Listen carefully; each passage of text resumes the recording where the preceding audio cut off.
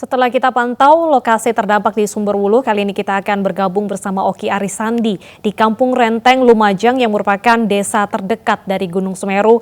Selamat siang, Oki. Bagaimana kondisi di sana dan apakah pencarian korban hilang masih dilakukan? Selamat siang pemirsa, jika yang ditanyakan adalah bagaimana aktivitas terkini di Kampung Renteng dan juga apakah proses evakuasi masih berlangsung, jawabannya ada di belakang kami, di mana saat ini tim SAR gabungan masih terus melakukan upaya penyisiran dan evakuasi terhadap sejumlah korban yang terdampak erupsi Gunung Semeru pada Sabtu sore pekan lalu. Kondisi cuaca pada siang hari ini yang cukup mendukung dikarenakan terik panas matahari dan juga tidak turun hujan membuat petugas bisa melakukan upaya penyisiran dan evakuasi secara maksimal pun dengan alat seadanya. Tadi ada salah seorang petugas bersama dengan warga yang juga telah berhasil mengevakuasi salah satu bagian tubuh korban yang tadi sudah dibawa oleh petugas menggunakan kantong jenazah dan diangkut ke ambulans untuk selanjutnya dibawa ke Rumah Sakit Dr. Haryoto Kabupaten Lumajang untuk dilakukan identifikasi. Karena untuk seluruh proses identifikasi dari jenazah-jenazah yang berhasil ditemukan oleh tim SAR termasuk tim DVI yang bertugas, seluruhnya difokuskan di Rumah Sakit Dr. Haryoto Kabupaten Lumajang dan juga Rumah Sakit Bayangkara Polres Lumajang. Dan sampai dengan saat ini di kawasan Kampung Renteng, selain ada petugas SAR yang mengevakuasi mencari korban, ada juga beberapa masyarakat yang ternyata masih nekat untuk masuk ke dalam area berbahaya, yakni area terdampak paling parah Kampung Renteng tempat kami melaporkan. Bukan tanpa alasan mengapa warga memaksa kembali masuk ke dalam zona berbahaya ini. Mereka ingin kembali ke rumahnya masing-masing yang sebagian besar hanya menyisakan bagian atapnya saja. Sementara untuk badan rumah ini sudah tertimbun material abu vulkanik. Jadi kedatangan mereka kemari adalah juga untuk mencari harta benda yang menurut mereka masih bisa diselamatkan. Tentu ini menjadi perhatian bagi seluruh pihak karena memang masyarakat lebih membahayakan dirinya dibanding harus mencari keselamatan dan menyelamatkan barang berharga yang masih bisa diambil. Bapak, selamat siang. Bapak, namanya siapa Bapak? Pak Suwarno. Pak Suwarno. Ya. Bapak rumahnya di sekitar sini atau gimana Pak? Saya di Bondeli Utara, sininya banjiran ini. Oke, di bagian utaranya banjiran. Oke, apakah saat ini kondisi rumah sudah rata dengan material abu vulkanik atau gimana Pak? Belum, masih bahaya. Masih bahaya. Oke, nah lantas kedatangan Bapak kemari dalam rangka apa Pak? Saya cuma melihat, saya aslinya sudah mengungsi. Gitu. Sudah mengungsi tapi hari ini datang ke sini hanya untuk melihat. Iya. Oke, Bapak, kita sama-sama tahu bahwa ini adalah daerah yang berbahaya, rawan, tapi mengapa masih memberanikan diri untuk masuk ke dalam, Bapak? Iya, cuma lihat-lihat sebentar gitu. Sebentar. Iya. Oke, baik. Terima kasih, Pak Suwarno. Sama-sama. Ya, Pak Suwarno adalah salah satu warga yang tinggal di sekitar Kampung Renteng ini yang siang hari ini bersama warga lain entah hanya untuk sekadar melihat, ingin mengetahui proses evakuasi saja atau untuk mencari barang berharganya. Namun terlepas dari apapun alasannya, sebetulnya warga dilarang untuk masuk ke Kampung Renteng karena bisa membahayakan diri mereka sendiri. Karena petugas yang masuk ke wilayah ini pun juga dilengkapi dengan beberapa peralatan untuk berjaga-jaga jika sewaktu-waktu terjadi hal-hal yang tidak diinginkan. Pemirsa, ini adalah salah satu rumah yang juga hanya menyisakan terlihat atapnya saja, di mana bagian badan rumah sudah tertimbun oleh material abu vulkanik. Pak Musa, selamat siang. Boleh sedikit bergabung bersama kami Pak Musa? Oh boleh, siap. Pak Musa, dari mana ini? Kami dari Lembaga Kemanusiaan Salam Aid di Lembaga kemanusiaan. Dari mana Pak Musa? base campnya di Bogor, Di Bogor. office-nya di Bogor ya. Oke. Apa yang mendorong panggilan Pak Musa hingga akhirnya hari ini datang ke Lumajang dan membantu proses evakuasi? Ya, kita seperti yang kita ketahui ya, erupsi Semeru ini dampaknya sangat serius, terutama di 2 kecamatan. Maka dari itu kami mewakili Lembaga Kemanusiaan Salam Aid, Jaringan Sekolah Alam Nusantara, turut serta hadir karena kami ada divisi rescue gitu. Dan ini juga kita lihat bencananya juga parah, jadi kami respon, lalu kami ikut proses evakuasi pencarian jenazah dan juga program-program lain kami juga tengah jalani gitu. Oke. Pak Musa, kita tahu bahwa proses evakuasi sudah berlangsung sejak kemarin-kemarin hingga hari ini, tapi apa hambatan yang paling dirasakan Pak Musa? Hambatan yang paling dirasakan medannya ya, sebenarnya medannya karena ini kan bekas guguran lahar dingin. Jadi di bawah itu ketika kita gali itu panas. Jadi tim itu sebenarnya tenaga teman-teman masih kuat di tangan, cuman di kaki itu terasa panas sampai akhirnya bergantian. Proses penggalian yang ini juga memakan waktu cukup lama. Dari tadi jam 9 sampai jam sekarang belum juga kelihatan gitu. Jadi beginilah gitu perjuangan relawan gitu. Oke. Selain kondisi material yang ternyata di bagian permukaan dasarnya masih cukup panas, Pak Musa, apa alat-alat yang dibutuhkan? Apakah memang alat yang saat ini dibawa oleh petugas sudah cukup memadai atau bagaimana Pak Musa? Cenderung memadai, cuma memang akses yang membuat alat berat tidak bisa masuk karena kan ini kan masih labil dan ada kemungkinan erupsi kecil susulan. Jadi ini masih tadi kendalanya nggak bisa masuk alat berat karena tadi dinilai lokasi ini masih labil tanahnya dan belum bisa masuk alat berat. Oke. Proses evakuasi hari ini yang berlangsung sejak pukul 9 tadi, apakah sudah membuahkan hasil Pak Musa? Sampai dengan saat ini titik terangnya ada terlihat kasur-kasur. Menurut penuturan dari keluarga itu adalah titik terang dan kemungkinan jenazah sedang tertidur di sini gitu. Oke. Ya. Informasi seperti apa Pak Musa yang bisa dibutuhkan oleh petugas dan mempermudah proses evakuasi berlangsung?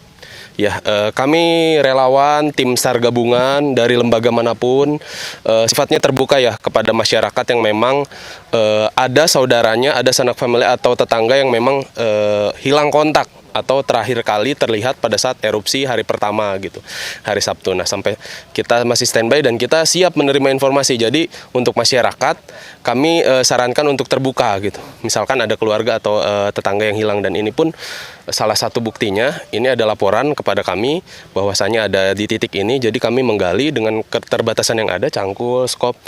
Kami masih terus melakukan kegiatan ini. Siap. Terima kasih Pak Musa sudah bergabung bersama kami. Selamat bertugas kembali dan jaga kesehatan Pak Musa. Baik. Ya, Pak Musa adalah salah satu relawan yang terpanggil hatinya untuk membantu proses evakuasi dari korban terdampak erupsi Gunung Semeru. Betul sekali pemirsa bahwa bisa kami informasikan kepada Anda bahwa sepanjang mata memandang ini adalah material abu vulkanik, guguran awan panas maupun lahar dingin yang di bagian permukaannya itu jika kami pijak itu masih terlihat gembur. Lalu sementara seperti kata Pak Musa tadi katakan bahwa ketika kita menggali lebih dalam, ini jika ke bawah menggunakan tangan saja, semakin dalam kami menggali menggunakan jari, ini terasa semakin panas. Karena memang ini bukan tanah biasa, melainkan guguran awan panas atau material abu vulkanik yang sedikit banyak mempengaruhi kecepatan proses evakuasi. Ini kami hanya baru menggali menggunakan tangan di permukaan atasnya saja. Memang sudah terasa panas, berbeda dengan permukaan atasnya. Sehingga sedikit banyak inilah yang menghambat proses evakuasi.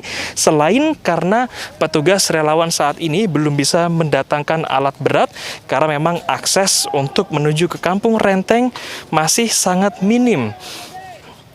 Dan juga pemirsa bisa kita lihat saat ini ada satu kendaraan truk yang tadi sudah masuk untuk membantu proses evakuasi dan kini berusaha keluar.